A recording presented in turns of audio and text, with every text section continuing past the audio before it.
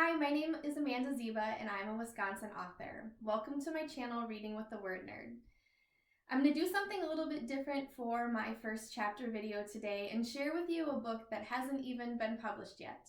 Close Quarters, A Pivotal Pause will be releasing in just a couple of weeks, but I thought it would be really fun to give you a taste and a little bit of a teaser for the story by reading the first chapter to you today. Since I don't have the actual book to hold in my hands and share with you today, I thought it would be fun to show you a little bit of the cover art. I was so excited to have Rachel Wunsch back on board with me for this project to do the watercolor art for the covers. You can see here the painting that she did for Close Quarters, A Pivotal Pause cover, and also down there the landscape watercolor she did for the first book in the series. It might be a little bit hard to see from where you're at, but it's a beautiful landscape of my hometown La Crosse.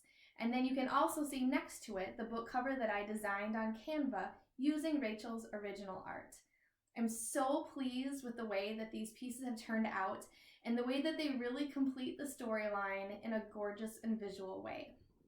I'm going to add Rachel's website link in the description, so if you want to check out more of her work or connect with her for a project of your own, you're able to do that. One of my favorite parts about this series is that it's truly a collaboration and a compilation of so many great pieces of our city, and I love that I was able to work with a local artist on this project. Thank you so much, Rachel. I'm going to read you the back of the book, or the book blurb, and then the first chapter. And I'm also going to let you know that this book is available for pre-order right now. I'll put that link in the description. And once the book officially does release, I will also put that ordering information back in the description. So here we go. Close Quarters, A Pivotal Pause, Book 2 in the series. In A Pivotal Pause, we find the Ames cousins right where we left them, heading into a brand new year with plans for making it the best one yet. Kelly's on a mission to balance her family life and Store's success with her husband's war injury recovery, while Lindsay's determined to maintain her own great relationship with her husband. As for the younger two cousins, they have big plans. Mia has decided to spend part of her inheritance on an interior design degree at Milwaukee Technical College, despite the fact that attending means entering into a long-distance relationship with her boyfriend Teague. And Harper is beyond ready to finally start her post-college life as a social media manager for a cruise line. Getting paid to travel the world while she writes of her adventures? That's a hell yes in Harper's book. All four of the cousins agree that 2020 is off to a great start, when a global pandemic knocks the world off its feet and effectively derails all of their plans. Everyone's smooth sailing suddenly comes to an abrupt halt. Will the Ames girls come together to survive this pivotal pause and get back on track? Or will it all be too much and send them back to bad habits and flawed versions of their ideal realities? In the second installment of Close Quarters series, author Amanda Zieba helps make sense of the craziness in our world today through the lives of the Ames cousins. Filled with witty text conversations readers have come to love, book titles to usher us through trying times and ultimately hope, A Pivotal Pause is another excellent family drama. And now I'm very excited to share with you for the first time, Chapter 1 of A Pivotal Pause. Lindsay, January. Lindsay shivered in the front seat of their minivan. I miss Iceland already, she said. It was a pretty great trip, Dan agreed. He checked the rearview mirror and then merged onto the interstate and began heading east. Maybe we can go back? I'm definitely up for that, Lindsay said, adjusting the heat vents. But let's go home and say hi to the kids first. Sounds good. Say hi to the kids and then head back tomorrow. Lindsay couldn't remember the last time she had her husband all to herself for a full day, let alone 10. No kids, no crazy boss, no work for either of them. She took it as a good sign that they'd reached the other side of a couple's vacation and weren't running for the exit. In fact, it appeared they were interested in the exact opposite. Deal. Lindsay looked out the window at the darkening cityscape, watching the lights of the buildings blink to life. She checked her watch. I hope the roads are clear all the way home. Harper's Bon Voyage party starts at 6, and I don't want to miss too much. You know you just jinxed us, Dan said. Lindsay winced. Okay, I take it back. But despite Lindsay's jinx-inducing statement, they arrived at the party in good time. Cars spilled out of the driveway and down each side of the street, forcing them to park almost a block away. Lindsay knew only half of the attendees were really requested by Harper, and that the rest of the friends were business acquaintances from Harper's parents. She shook her head and smiled sadly. No wonder Harper was running halfway across the country, and probably soon halfway across the world. It took Lindsay all of 5 seconds to find her kids, or more accurately, for them to find her. They nearly knocked her out by the knees as they threw themselves at her and Dan. She scooped them up and squeezed them so tight they soon begged to be put down. Had she really just wanted to leave again? How could the smell of a toddler's hair and the grip of a 7-year-old's hand be powerful enough to change that? It took her longer to find her cousins, and even longer to pull them away from the rest of the crowd. But finally she had corralled the 3 of them into a space quiet enough to have a full conversation. All right, so fill me in. Not only have I been out of the country, I've been out of the loop. Lindsay settled into the couch with a wine glass in hand. Her 7-year-old son Jonah crawled in after her and rested his head on her lap. It was past his bedtime, and she should really take him and Abby home, but she couldn't resist catching up with her cousins. Lindsay brushed the hair off Jonah's forehead and leaned over to kiss his nose. He wrinkled it, but then shut his eyes and let her continue to brush the fine tendrils of his hair as he fell asleep. Kelly settled in beside her, a triplet in her arms. Lindsay guessed it was Grant, but wasn't 100% sure. Their little faces had changed so much in just a week and a half. Every day they were looking less like preemies and more like healthy babies. She figured it likely that members of the entourage held the other 2. Mia chose a spot on the floor and leaned back against the couch, and Harper plopped down sideways on the nearest armchair, leaning against one armrest and dangling her legs over the other.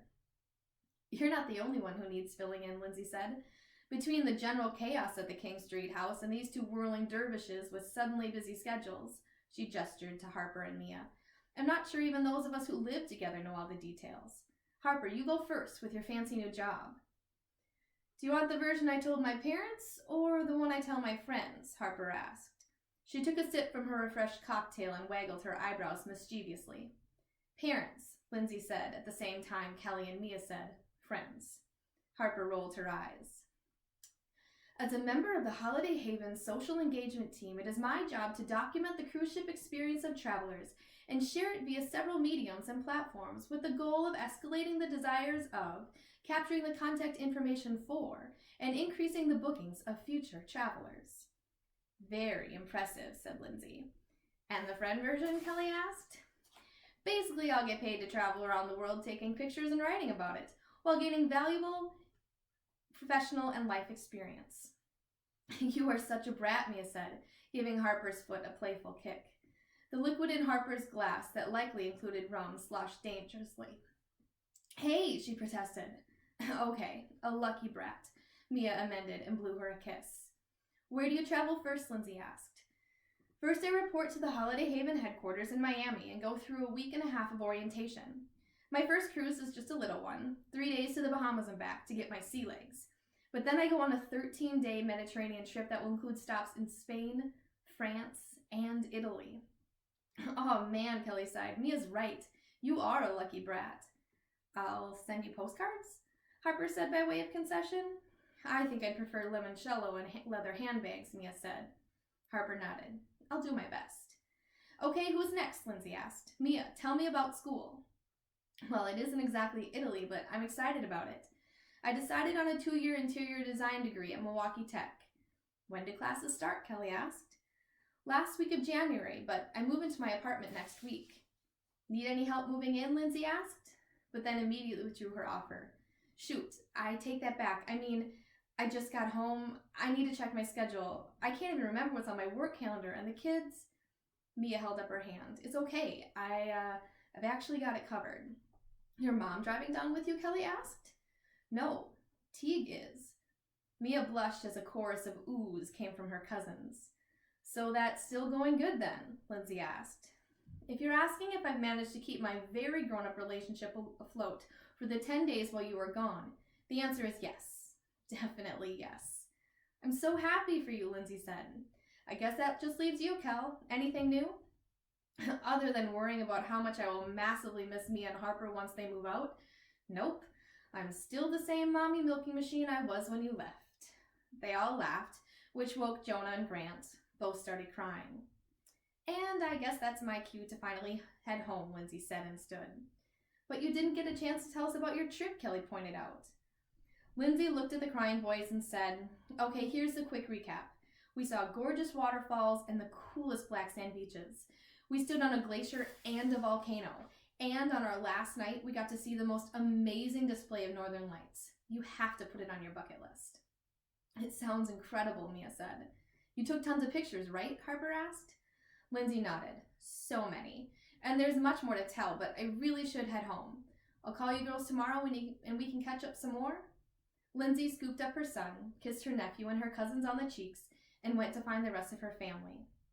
She and Dan had such a good trip, but it was also good to be home. And that's the end of the first chapter. So hopefully it leaves you wanting more of the Ames cousins and their adventures for the upcoming year. I know that we are all still reeling and struggling and trying to figure out this new quarantine, pandemic, COVID life. And I hope that you will find both comfort and humor and hope in the Ames cousins stories for your own life as well. I'm still working on finalizing my launch party dates and release events and all sorts of great things that are going to accompany this new book. So please stay tuned to my social media channels or subscribe to this YouTube channel so that you don't miss out on any exciting things that are happening. Thank you so much for joining me for this first chapter video. Again, everything you'll need will be in the links, and I look forward to sharing this and many more stories with you in the future. Happy reading!